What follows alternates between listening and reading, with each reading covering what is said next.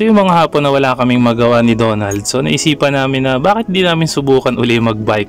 So nag-decide kami na bikein simula dito sa amin hanggang dun sa may UP Diliman. Ewan natin kung kakayanin namin pumadyak hanggang dun. Parehas kaming walang practice, tapos 7 kilometers pa yung babaybayin namin. Wala pang tune-up din yung mga dala-dala namin bike. Basta bahala na, napag-isipan lang namin magbike, katuwaan lang. Pagdating dito sa may Diliman Overpass, tinulak muna namin yung mga bike namin para maitawid sa kabila.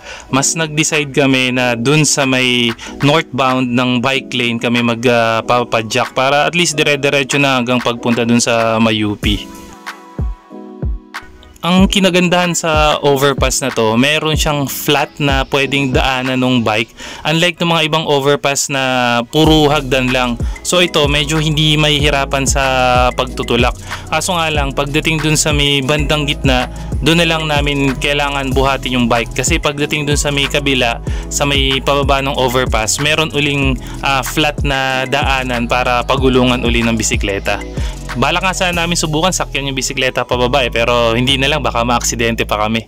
So nagsimula na kami pumadyak. Kagandahan dito, wala kami halos mga kasabay at saka kami counter sa traffic, kaya nakikita namin yung mga paparating na sasakyan. Medyo safe din kami sa part na yon.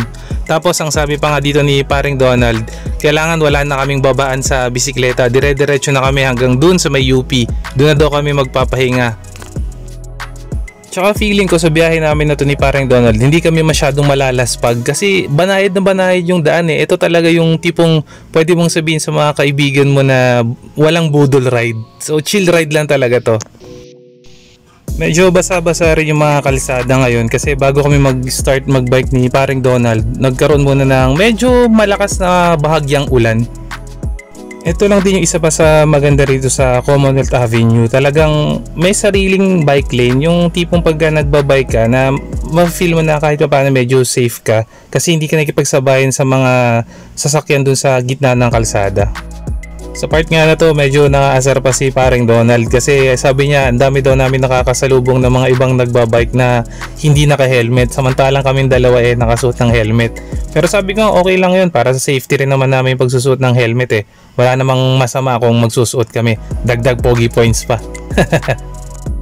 Gaya nga rin ang nasabi ko, may mga nakakasulubong kami ni paring Donald na mga nagbabike. Pero syempre, sa kapwa siklista rin naman natin yan. So, bigayan na lang tayo sa pagbabike. So, kung papadaanin naman nila kami sa kaliwa nila, papadaanin din naman namin sila sa kaliwa namin. So, para hindi kami magkabanggaan. Asa may bandang Techno Hub na rin kami sa wakas. Pero kahit pa paano, nakakaramdam na rin kami ng pagod. Syempre, wala naman kaming practice sa pagbabike. Nagkaroon lang kami ng tamang trip na magbike papunta UP ngayong araw. Pero kaya to, malapit na. Ito na yung punto na medyo nabawasan na yung pagod namin ni parang Donald. Kasi medyo malapit na kami sa katotohanan eh. Nakikita namin na almost there na kami sa UP. So tamang enjoy na lang kami, tamang padyak, tamang relax hanggang sa marating namin yung target destination namin. Sa wakas, dumating na rin kami dito sa UP. Hindi ko nga lang napansin kung ilan yung eksaktong oras na naging biyahe namin. Pero feeling ko wala pa siyang 45 minutes or in between siya ng 30 to 45 minutes. Tapos sabi ni paring Donald na ito na, UP na, magpahinga muna tayo. Tamang pahinga muna kami para makarecover ng konti. So nag-decide kami dito sa may oblation. Ang galing nga gantong oras na maghapon, merong mga nag-zumba, may mga nagbabike at meron pa rin nagja-jogging dito sa UP. Galing. Habang nagpapahinga, sinabay nila namin ni parang Donald mag picture para syempre naman documentation na narating namin ito ng pagbabike lang. Nang nakarecover na kami galing sa pagod ni paring Donald, niyaya ko na siya na umikot dito sa oval sa UP. Sabi ko magbike-bike muna kami rito kahit 2 ikot. Bali ang isang ikot nga pala dito sa oval is 2.2 kilometers. So sa kabuuan na gagawin namin 2 ikot, ito ay 4.4 kilometers. Kayang-kaya to, basic. Bali dito pinag-usapan namin ni paring Donald na magkakaiba pala ang daanan ng mga nagja-jogging, naglalakad, sila yung magkasama, nagbabike, tapos yung para sa mga sasakyan at motor. So kailangan namin sumunod sa alituntunin nila dito para hindi kami masita ng mga guard nila or kung sino man yung mga marshal para dun sa area na to. Hindi lang separation of lanes ang rules nila rito, meron din silang speed limit na 15 kilometers per hour. Kaso nga lang, may mga ibang pasaway talaga na sobrang bibilis magpatakbo ng bike, kaya kailangan mag-ingat ng mga nagja-jogging. Ang kinagandahan dito sa UP, maraming matatayag na puno ng akasya yata to. So mas relaxing siya mag-jogging, mag-bike. Tapos nako-cover pa niya yung konting init na nanggagaling sa araw, kaya nakaka-enjoy dito sa lugar na to.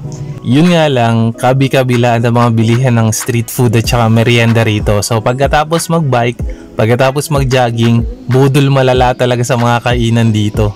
Nung nakatapos na kami ng 2 lap, nag-decide muna kami ni Paring Donald na huminto muna dito sa mga nagtitinda para magpahinga at saka mag-refresh bago kami bumiyahe pa uwi. Bali sa dami ng pagpipilian at saka mga binebenta rito, nagdesisyon kami na ang subukan namin ay itong fresh na buko ni Manong.